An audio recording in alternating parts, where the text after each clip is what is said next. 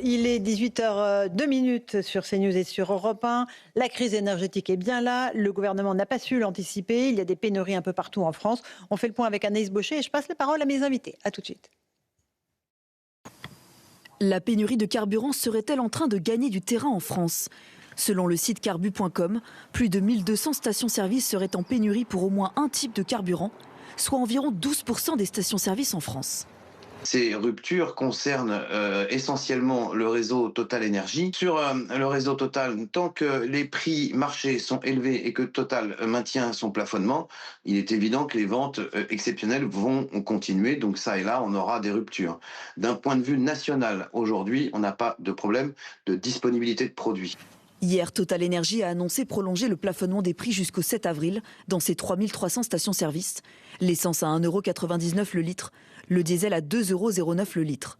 Face à la situation, la ministre déléguée à l'énergie, Maud Bréjon, s'est montrée rassurante, affirmant que moins de 10% des stations étaient en rupture totale ou partielle. Il n'y a aucun risque de rupture d'approvisionnement à l'heure où on se parle. Je rappelle qu'on a toujours nos stocks stratégiques. Voilà, 100 millions de barils. On s'est engagé à en libérer progressivement auprès de l'AIE 14,5 millions. Nous n'avons pas encore atteint ces 14,5 millions. Donc nous avons de la marge et nous répondrons autant que nécessaire aux difficultés d'approvisionnement ponctuelles qui sont aussi dues à des soucis logistiques. La semaine dernière, le prix du litre de gazole a atteint un record absolu depuis 1985. Un chiffre qui dépasse l'ancien pic atteint après l'invasion de l'Ukraine par la Russie. Alors, on est avec nos débatteurs. André Valigny qui est là, bonsoir. Guillaume Perrault, Geoffroy Lejeune, Jean-Michel Salvatore, Laetitia Guinan. On est avec Jean-Philippe Tanguy, député RN de la Somme. On voit que la crise énergétique est là. Gouverner, c'est prévoir. Et visiblement, rien n'a été prévu. On nous dit qu'il n'y a pas de risque d'approvisionnement, mais il y a des pénuries partout. Comment vous expliquez ça, Jean-Philippe Tanguy ? Malheureusement, c'est dû à une explication assez simple. C'est que les fameux stocks stratégiques ne sont pas gérés pour l'intérêt de la France ou des Français, mais dans l'intérêt des seuls pétroliers. Donc Total, qui est actionnaire à la hauteur d'au moins 30% de la société, avec d'autres pétroliers, de la société qui gère les stocks stratégiques, parce que c'est une société privée qui gère les stocks stratégiques, ce n'est pas l'État. Ça fait partie des découvertes que nous avons faites avec le Rassemblement national. Et ça coûte à l'État. Et ça coûte 550 millions, ça coûte aux contribuables. Les contribuables paient à peu près 1 centime par litre pour que Total et leurs amis, et la grande distribution aussi, gèrent les stocks à la place de l'État et se fassent quelques petits bénéfices. Mais enfin, on n'est pas là pour ça. C'est pas géré pour l'intérêt général. Donc Total, ils font une opération commerciale, c'est leur liberté à la limite. Et cette opération commerciale, elle entraîne des ruptures qui ne sont pas anticipées par le gouvernement. Parce qu'il n'y a pas d'autorité du gouvernement sur le secteur pétrolier. Et en fait, c'est un peu lié à ce que vous disiez dans votre édito, Madame Ferrari, sur le fait qu'ils n'ont pas visiblement de compréhension de la réalité pour les automobilistes et les professionnels du rôle du pétrole. En fait, je pense sincèrement, au bout de quelques nombre d'années à fréquenter les macronistes et la gauche en France, et une partie de la droite aussi, c'est qu'en fait, ils ne comprennent pas le rôle du pétrole dans l'économie française et dans l'économie occidentale. Il faut un espèce d'impensé... Vous croyez vraiment qu'ils ne comprennent pas ? Ah non, ils ne comprennent pas. Il faut un espèce d'impensé du pétrole. Non, ils pensent lutter en permanence contre le pétrole, que un certain nombre de politiques qui ne sont que de la com qu'ils ont lancées ont réduit la réalité. Or, la réalité, c'est quoi ? C'est que 94% des 40 millions de véhicules, de voitures, pardon, excusez-moi, je suis un peu fatigué, sont thermiques.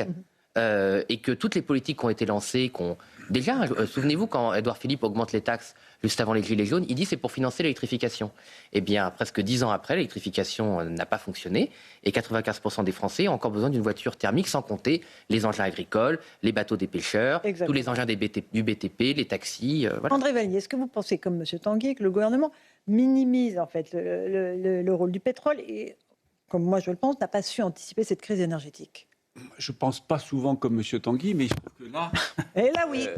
Non, mais là, je partage ce qu'il vient de dire sur la nécessité pour beaucoup de gens, dans mon canton, en Isère, où je vis au milieu des gens qui n'ont pas les moyens de faire autrement que de prendre leur voiture tous les matins pour aller au travail.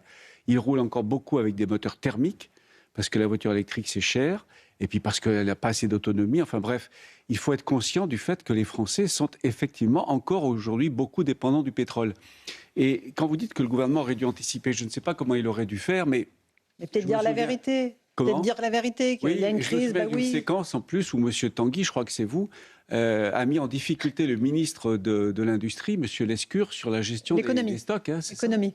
Oui, il ne savait pas comment ça fonctionnait. Il ne savait pas. Hein. Voilà, donc, soi-disant, je ne comprenais rien, mais en fait, c'est lui qui ne comprenait rien. Bon. Ce qui n'est pas grave, mais effectivement, il y a un vrai problème de gestion des stocks stratégiques en France. Hein. Je crois qu'on n'est qu'au début de découvertes pas très glorieuses sur la question des stocks stratégiques. Jean-Michel Salvatore, il y a aussi le fait qu'on nous a dit, effectivement, on ne profite pas de la crise, la hausse des taxes, non, évidemment, ça ne remplit pas les caisses de l'État. Bien sûr que si, ça remplit la caisse de l'État. Et là, on nous dit, ça va servir à un plan d'investissement sur 20 ou 30 ans pour l'électrification. Mais on nous prend pour quoi, en fait? Pour des imbéciles? Oui, un peu beaucoup. Et je pense qu'il y a un vrai décalage entre ce discours officiel qui consiste à minimiser et à prendre aussi un peu ses désirs pour des réalités, et puis la vie des Français qui découvrent, assez sidérés quand même, à quel point les conséquences de la crise arrivent dans leur vie. Quand on voit le prix de l'essence, il n'a jamais été aussi cher de toute l'histoire de l'économie française. On est à 1 euro de plus que les maximums de l'époque des Gilets jaunes. On voit aussi arriver les pénuries. Ce qu'on n'avait pas vu depuis 20 ou 30 ans. Et là, il ne s'agit plus uniquement de chasser le gaspillage, comme on le disait à l'époque de Giscard. Mais là, on est en train de nous expliquer qu'il va y avoir un vrai rationnement. On est en train d'inciter les Français à télétravailler. Là, on passe quasiment dans une économie de... Et vous verrez qu'on va rationner l'essence. On va rationner l'essence. On y va tout droit.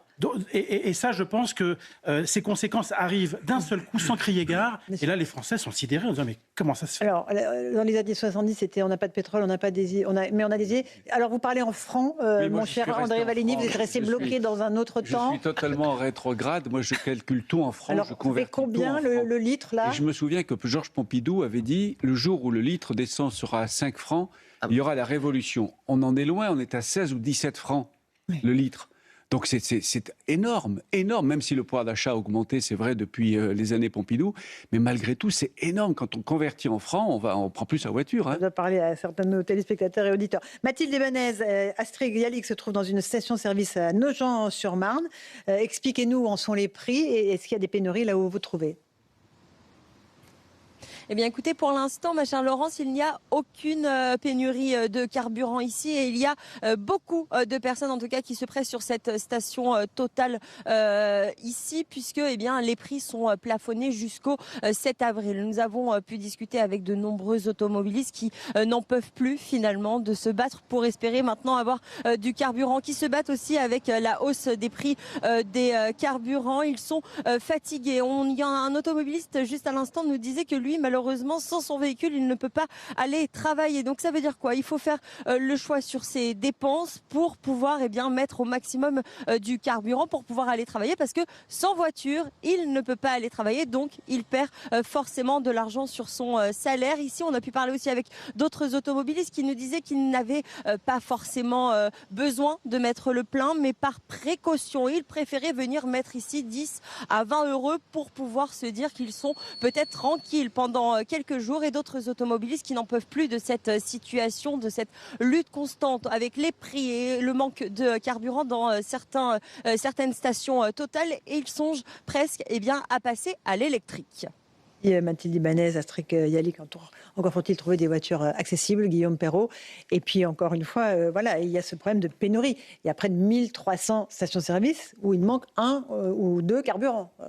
C'est pas rien, c'est pas anticipé, encore une fois. Non, c'est vrai que c'est pas anticipé. Alors, je me dévoue dans le rôle de l'avocat, je répète que le gouvernement n'est pas responsable de cette hausse du prix du carburant. C'est quand même pas... La France subit évidemment la crise que chacun connaît. Qui ne se doutait pas, à partir du moment où on a commencé à la guerre en Irak, en revanche, le problème fond me paraît le choix qui est dû aux modes, aux pressions extérieures, à un air du temps, qui est de diminuer de façon dogmatique la place du pétrole dans nos modes de circulation, sans être auparavant, c'est à long terme, sans être auparavant assuré que d'autres modes de carburant étaient possibles. Enfin, moyens de locomotion pouvaient être, que ce soit par l'électricité ou d'autres moyens mis en œuvre. Et c'est là qu'en effet, on peut parler de stupeur, certainement, chez les Français, parce que... parce qu'ils ont des amateurs à leur tête. Jean-Michel disait il y a sans doute un décalage que Fourquet a théorisé entre la France des métropoles, où vivent les décideurs publics et privés, et puis la France du périurbain, grosso modo. Et en effet, d'après l'historien Pierre Vermeuren, qui n'écrit jamais un chiffre à la légère, 70% des Français ne vivent pas dans les métropoles aujourd'hui, ni même dans les communautés urbaines qui entourent la plupart des métropoles. Il n'y a pas de communauté urbaine autour de Paris, mais par exemple à Bordeaux, il y en a une. Et c'est un chiffre qui est assez frappant. 70% des Français en dehors des métropoles et des communes qui sont immédiatement voisines de ces métropoles. Donc, on ne peut pas leur dire prenez le métro. Jean-Philippe Tanguy, sur ces surtaxes, évidemment, dont on nous a dit au début, mais non, il n'y a aucune surtaxe, etc. On découvre qu'elles existent bien et qu'elles seront donc reversées pour l'électrification du pays. Oui, ça a fait bondir Marine Le Pen, je crois. À juste titre, c'est un grave problème de confiance, puisque c'était une évidence. Enfin, c'est une bonne vieille règle de 3. Ils ont menti, disant qu'il n'y aurait pas de surplus. Finalement, le même Premier ministre, à une semaine d'écart, nous explique que ces surplus vont être utilisés pour une politique qui, si elle fonctionnait, vous savez, avant, on appelait ça la félectricité. Voilà. Donc, M. Lecornu, elle nous a pas sorti la félectricité avec sa baguette. Il va dire qu'on va régler un problème. Voilà. Pour tout ça, et franchement, je préfère en rire qu'en pleurer, mais pour les gens qui ont besoin de leur véhicule, c'est très stressant. Parce qu'il y a le coût financier, mais il faut aussi comprendre, pour les gens qui ont besoin de leur véhicule, le coût psychologique de tout cela. C'est-à-dire que quand vous avez un budget très serré, à 10, 20 euros près, et que d'une semaine sur l'autre, vous ne savez pas si les 10 euros, ça va pouvoir être un steak haché pour vos gamins ou faire le plein, c'est la vraie vie des gens. Voilà. Moi, je n'ai pas ce problème-là, j'ai la chance, je suis un privilégié. Bon, beaucoup de nos concitoyens n'ont pas cette chance, et pas seulement des personnes très modestes, y compris de la classe moyenne. Et c'est ça que je ne comprends pas dans la pensée de nos adversaires politiques et du gouvernement, c'est qu'ils n'anticipent pas ce genre de réalité, tout simplement, qui devrait être leur préoccupation quand ils se lèvent le matin. Et ils ont fait porter une taxation excessive sur le carburant. Là, vous avez vous entre demandez 50 une et 60%. baisse des taxes, c'est ça. Oui, on a une baisse des taxes, mais c'est pas pour faire. On dit c'est de la démagogie. Non, parce que le raisonnement de Marine Le Pen, c'était les énergies et le carburant, pour les 70% des gens dont vous avez parlé, monsieur, sont un produit de première nécessité. La TVA sur les produits de première nécessité, c'est 5,5, c'est pas 20. Donc pourquoi c'est à 20%? Parce qu'en fait, ils ont considéré, comme la gabelle sous l'Ancien Régime, qu'il fallait taper les produits indispensables. Pourquoi? Parce que ça rentre. Pourquoi? Parce que ça rentre automatiquement. Voilà, c'est une rentrée fiscale automatique. C'est ça qui est, excusez-moi, il n'y a pas d'autre mot, dégueulasse. C'est parce qu'en fait, et les gens voient leur pouvoir d'achat circuler dans la pompe, dans la pompe à essence. C'est vraiment un phénomène psychologique très injuste. Et juste, excusez-moi, j'en finirai là 2 secondes. Il y a une décision qui a été prise le 1er novembre 2024. On est les seuls à l'avoir dénoncé au Rassemblement national. C'est ce qu'on appelle les certificats d'économie d'énergie. Par décret, M. Lecornu, parce que le prix du carburant était bas à ce moment-là, enfin bas, relativement bas, a rajouté presque 10 centimes de taxes. Donc c'est pas vrai qu'ils sont pour remplir les caisses de l'État. Voilà, c'est pas vrai. Donc ça, aujourd'hui, c'est 17 centimes, c'est les certificats d'économie d'énergie. Alors, juste avant de faire la pause, j'aimerais juste qu'on voit un sujet, qu'on l'écoute, de Pierre Crépy sur des routiers qui se font carrément siphonner leur réservoir sur les stations de repos parce que voilà, il y a des gens qui ne savent plus où trouver de l'essence, qui est évidemment fort condamnable. Regardez, écoutez. Une flambée des prix des carburants et de l'insécurité. Ces derniers jours, les vols et détournements d'essence se multiplient sur les stations et les aires d'autoroute. Première victime, les routiers. J'ai été impacté la semaine dernière sur Avignon. On m'a siphonné 400 litres de gasoil. Donc après, il faut courir, aller refaire le plein et on a toujours peur. Et on dort avec un œil et on est fatigué de surveiller.